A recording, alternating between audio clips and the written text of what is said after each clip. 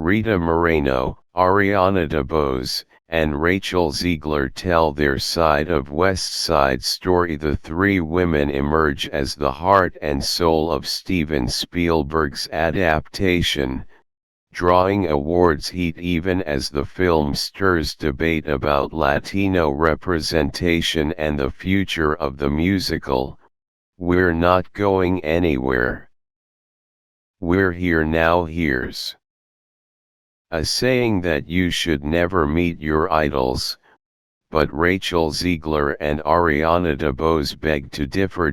It was the spring of 2019 when Rita Moreno showed up to rehearsals for the new West Side Story movie at Chelsea Kirkland Dance Studios in Brooklyn's Dumbo neighborhood.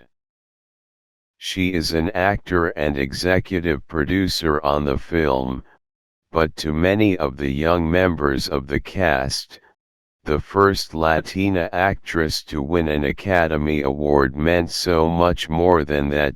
Moreno strode into the room and asked to meet the person playing Anita, the heir to her Oscar-winning role from the 1961 adaptation of the musical, but she was nowhere to be found.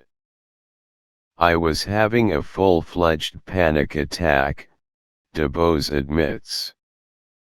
"I hid underneath the bleachers for like 20 minutes until I could get myself together." Meanwhile, Zegler, the high schooler turned leading lady, approached with her mother to shake Moreno's hand, but Moreno already was familiar with the newcomer's work. "Oh, your voice is so lovely, I shit a brick." Recovering from that doozy of an icebreaker, Zegler introduced her mom, who had learned English in the 1970s by watching Moreno on the educational children's series The Electric Company. The legend instantly launched into her signature catchphrase from the show, "Hey, you guys."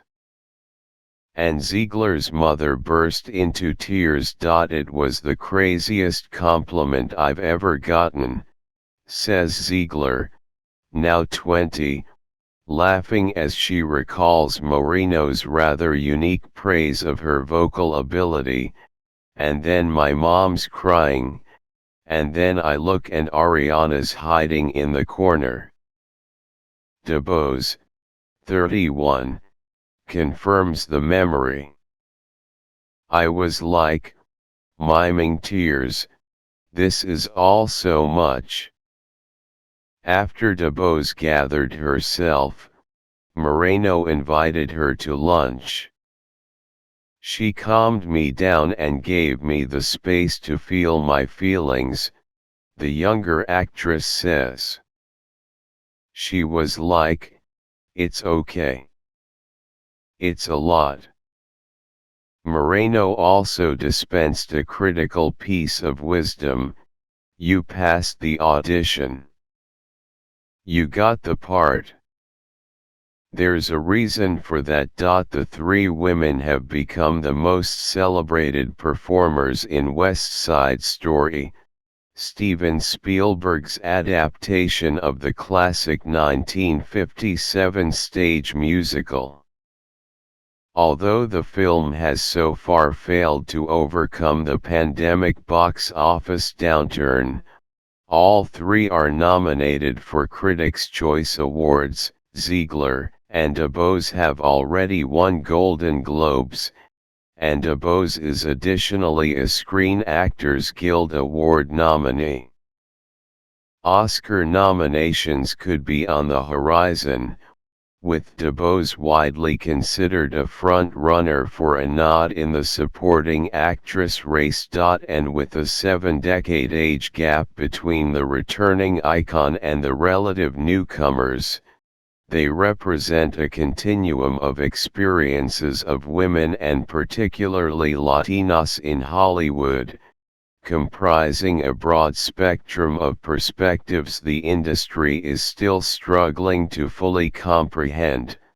Just witness the conversations and think pieces around trending topics like colorism, #MeToo and Latinx. 3 years after their first meeting, the women are thick as thieves, or, as Moreno and DeBose are fond of saying, like frick and frack, prone to spontaneous outbursts and profanely funny digressions in both Spanglish and show tune.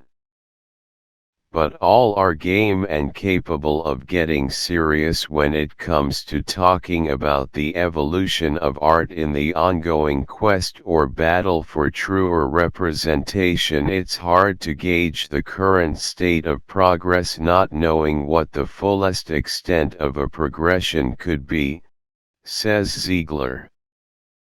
If you don't know what the best case scenario is, how can you gauge where you're at? Rita understands more than we can about what it was like then versus what it's like now. There's always a ways to go. At 90, Moreno, who completed her EGOT 24 years before Zegler was born, carries herself with the bearing of an industry legend who generates respect without demanding it, meaning that she feels no compunction getting raucous, as she puts it, with her younger colleagues. She agrees, "We've definitely made progress, but that doesn't mean we've come home, exactly," adds DeBose, the working stage actor turned ascendant star who favors direct yet nuanced responses. "This isn't the moment that we stop doing the work we're doing and pat ourselves on the back."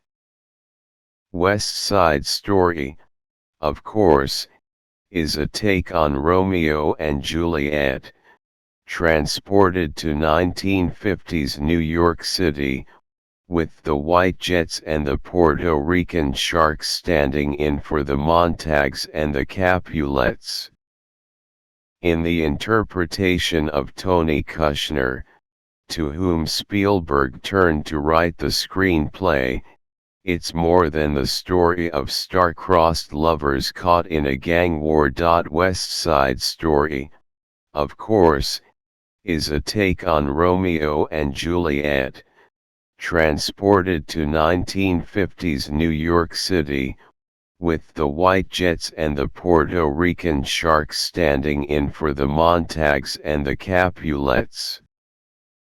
In the interpretation of Tony Kushner, to whom Spielberg turned to write the screenplay, it's more than the story of star-crossed lovers caught in a gang war. It really divides along gender lines, says Kushner of his version.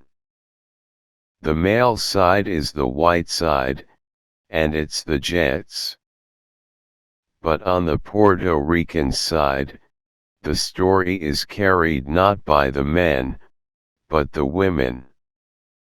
With Zegler as Maria, the ingenue who falls in love with Tony at first sight, and DeBose as Anita, the wise and headstrong girlfriend of Maria's brother Bernardo, and an older sister figure to her. What tips the scales for this female-forward interpretation is a key alteration Spielberg and Kushner made early on, the replacement of side character Doc with his widow, Valentina, a newly created, and much expanded, character played by Moreno.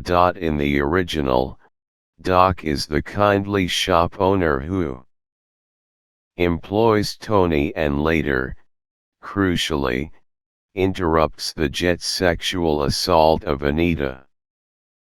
I remember feeling very sorry for Ned Glass, who played Doc in the 1961 film, Moreno says. It was a non-part.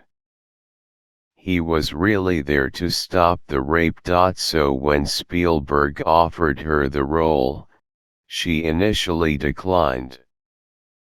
"I'm so flattered, thank you, but I don't do cameos," she told him, privately disappointed by the gimmick. "That's not the kind of director I figured he would be."